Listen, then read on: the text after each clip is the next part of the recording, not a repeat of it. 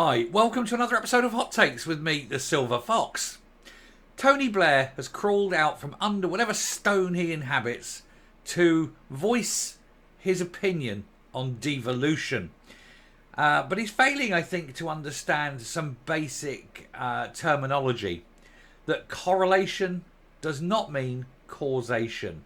And that there are just things called coincidences. And it also isn't a double blind. Just because one thing is doesn't mean that the other thing isn't. But then he's trying to remain relevant. He's trying to say, look at me, I'm the grand old man of British politics. I'm now a senior statesman. No, Tony Blair, you're a piece of scum and you are little more than, in my opinion, a war criminal. I think certainly you should have been taken to The Hague, tried, and for once they bring back the gibbet and hang you from it.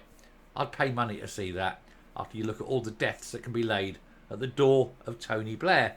So for him to come out and say something is successful and something is good because of his decisions, I find that quite sickening. We'll take a look to see what he's saying, but I think you too will join me in just being scunnered by this man's obsessive belief in his own self-righteousness. Here goes. So Tony Blair says Scotland not being independent means devolution has worked. And of course it doesn't mean anything of the sort. Just because you're not independent does not mean devolution has worked. And indeed we can see how much of a failure devolution is by the economy of Scotland, by the services crumbling, by the falling off a cliff of educational attainment. There are so many metrics in which devolution has failed. It's just that they haven't managed to get independence yet. And you want to be thankful. You think it's bad now. Think how bad it would be without Westminster's money propping up the whole state. So he's coming out there and he's trying to big himself up. Look at me. It was my decision to give all this super devolution to the Scots. After all, he is Scottish. As indeed is Brown, as an awful picture. They look like cartoon characters, Muppets, don't they? Only dangerously so. But he's saying it's been a runaway success. Really. Tell the record number of drug deaths that that's a success. Tell the record number of children in poverty that it's a success. You know, tell the ultra-high income tax that it's a success. Tell the failing services that it's a success. Tell the 20% of the Scottish population sitting, waiting for an NHS appointment that it's a success. Because it clearly isn't. But he needs to feel good. He hasn't had a feel good in a long time. And he's desperate to remain relevant and to remain important and to try and put himself forward as the man, you know. He sees himself, I think, as President Blair. I think that's the direction of travel within his mind. Thank God it isn't so. Scotland not being independent shows devolution has worked, Tony Blair has said.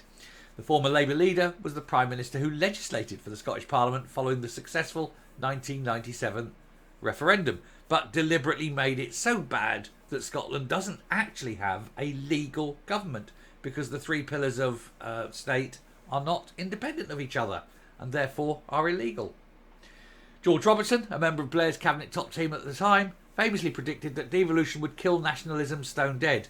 Another failure there then, George. Who wanted to become the head of NATO? That failed because of dodgy things in his past. They really were a bunch, weren't they? But 25 years on from the opening of the Scottish Parliament, support for independence remains around 50% of respondents to opinion polls. Blair told Holyrood, Holyrood magazine, I do reflect on devolution a lot and occasionally do think that what we could or should have done differently. Yeah, not done it at all. That would have been better. Think of the money saved.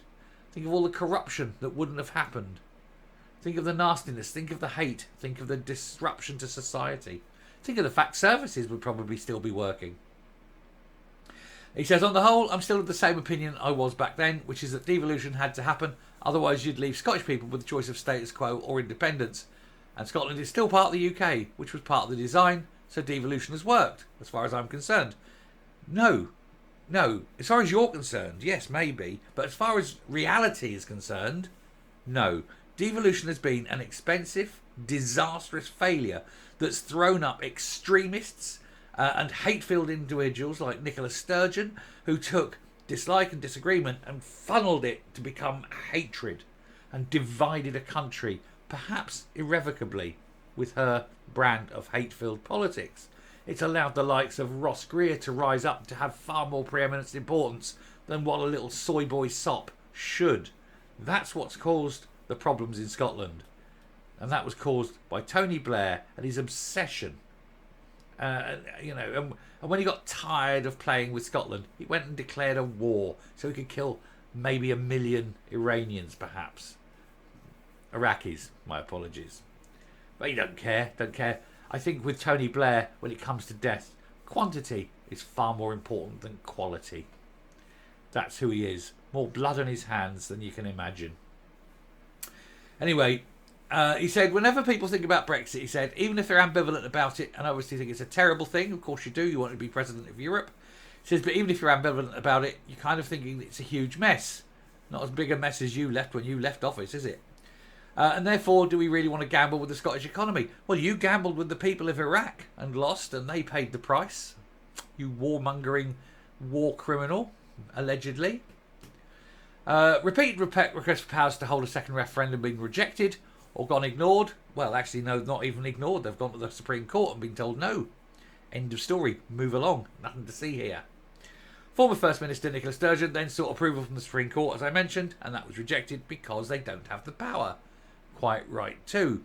If you give a monkey the power to control the world, he'll fill it with bananas. Hey, Nicola. He says if the party wins a majority of seats... if the SNP say if they win a majority of seats north of the border in the July poll, it will seek to give the democratic effect for independence. They won't win it. Of course not. What planet are these people on? But Blair thinks devolution is a success. And I say to you, people of Scotland, look around you. Look at the roads. Look at the NHS. Look at the schools. Look at transport. Look at communications. Look at the economy. Tell me, does it feel like a success? No? Didn't think so. Coming up. One of the questions you have to ask about Blair is, how did he become worth over £100 million? He wasn't worth that before he became Prime Minister, and now he is. And his own son is worth hundreds of millions of pounds. And then you have to look at the connections with, the Bush family, BlackRock, all those security services in America that made quite a lot of money out of the Iraq war. I'm not suggesting there's a link, but I am suggesting that perhaps somebody needs to look at it. Anyway, I shall stop there. Thank you very much for watching. Do please hit the subscribe button, ring the bell, leave a like, leave a comment, please share the video, and let me know what you think. Take care. Bye.